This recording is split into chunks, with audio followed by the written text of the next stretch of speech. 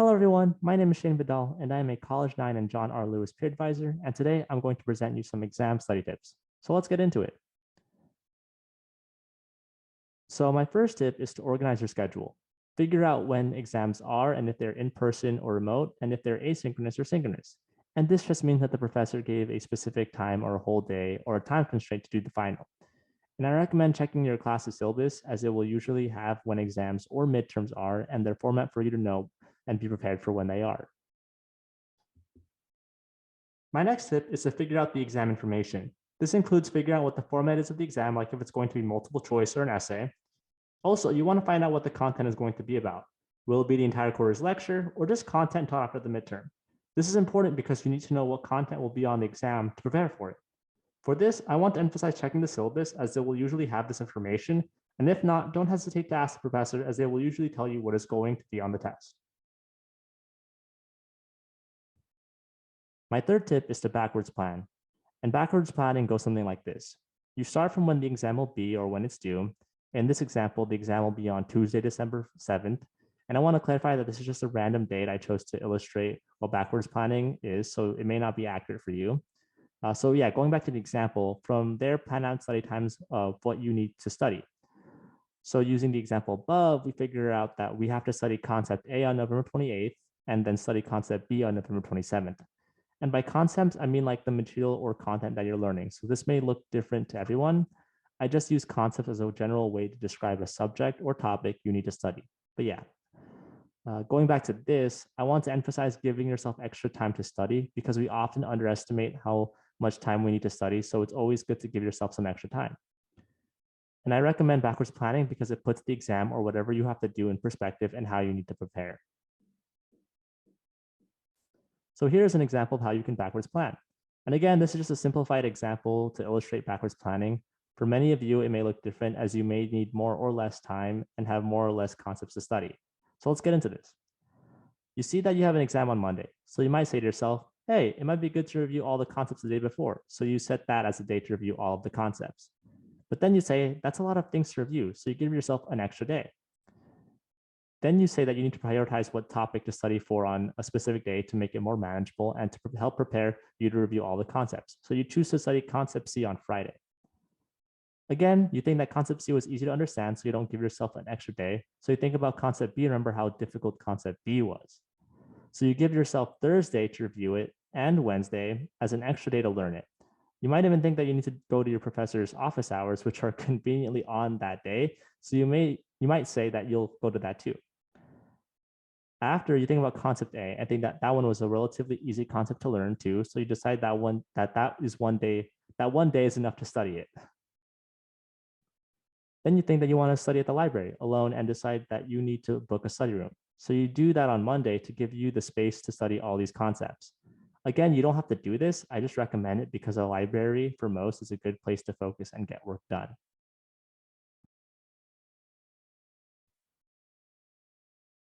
The next tip I have is to find a quiet place to study. So you could go to the library and book study rooms too. I recommend this because you'll most likely find other people studying and it'll be a very quiet and optimal place for you to get work done. If you can't go to the library and have to study at your dorm or home, I would recommend talking to your roommates or housemates about rules when someone is studying for their tests.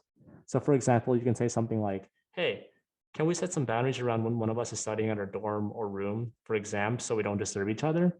And this is just so that you're able to set up a place that fits your studying needs. So some general study tips I have for you is that if your test is multiple choice, use index cards and Quizlet to create questions that have multiple choice answers like A, B, C, D.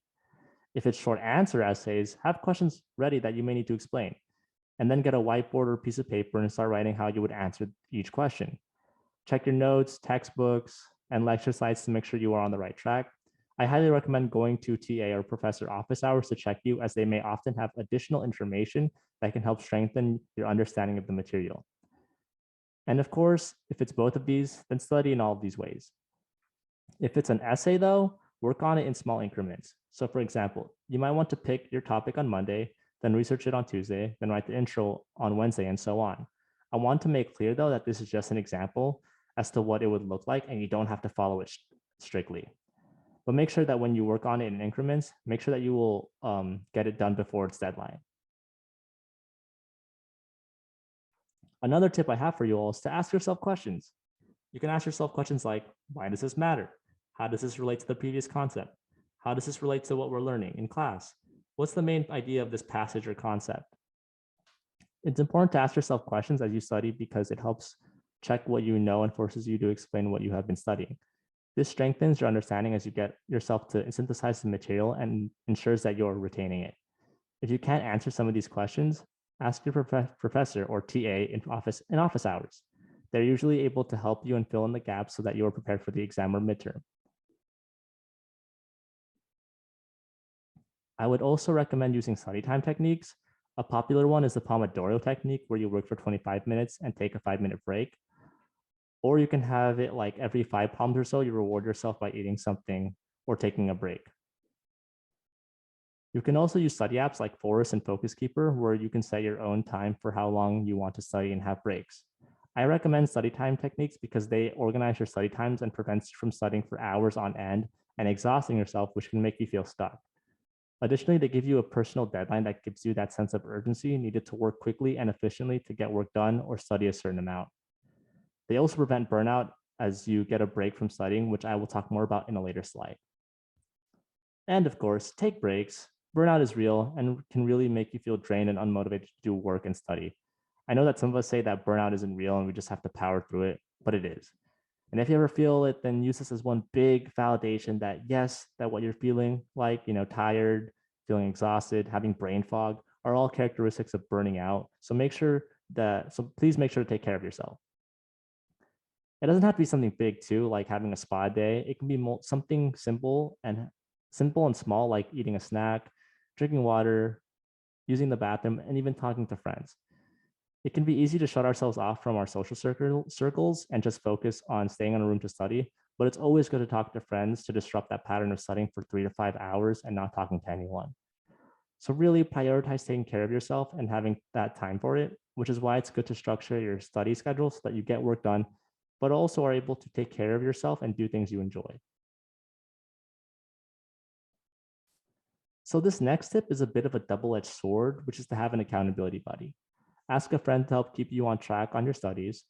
This can be a classmate to help with homework or just a friend, but make sure this person won't distract and keep you from doing work because it can be really easy to go off topic and not do anything productive for exams when you have someone with you when studying.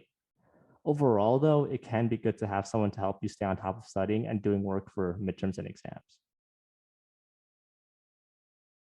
So my final tip is for if the exam is an essay. I want to encourage you to work on this solely because essay exams can be overwhelming with all the information they throw at you, like writing a 12 to 15 page essay, answering these questions with, 15 citations and whatnot. So I recommend just slowly working to make progress on it, which can look like a lot of things like doing one paragraph every day or finishing doing research for it in one day or getting an outline done and even talking to a professor or TA.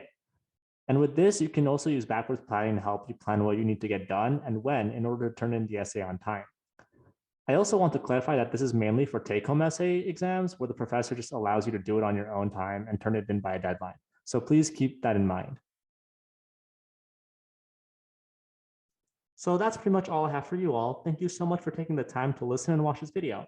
I hope it helps you all as you study and prepare for your exams. If you have any questions regarding advising and need advising help, please visit your respective college advising's website for information on how to contact them. You can also set up appointments on Slug Success with an advisor. So yeah, take care and good luck on your exams. You got this.